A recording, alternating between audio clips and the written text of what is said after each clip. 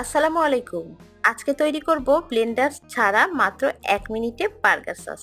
তবে এই সসটা শুধু বার্গার নয়, যে কোনো কিছুর সাথেই অনেক মজা করে খাওয়া যায়। চলুন তাহলে এবার সসটা কিভাবে তৈরি করতে হবে সেটা দেখে নিই। বাটিতে আমি মেয়োনিজ দিয়ে দিলাম 3 টেবিল চামচ।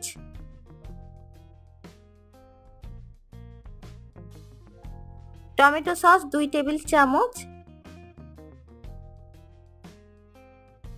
সাদা সরিষা বাটা 1 চা চামচ।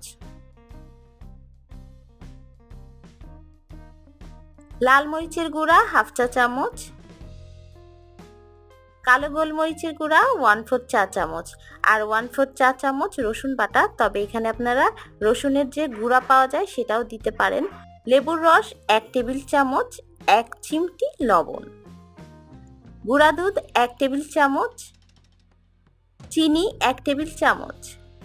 এই সব কিছু এখন এভাবে মিশিয়ে নিলেই কিন্তু তৈরি হয়ে যাবে বার্গার সস। এই সসটা শুধু বার্গার নয়, যে কোনো কিছুর সঙ্গেই মজা করে খাওয়া যায়। আশা করছি রেসিপিটা ভালো লেগেছে।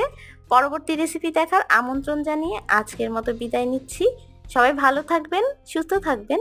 আল্লাহ হাফেজ।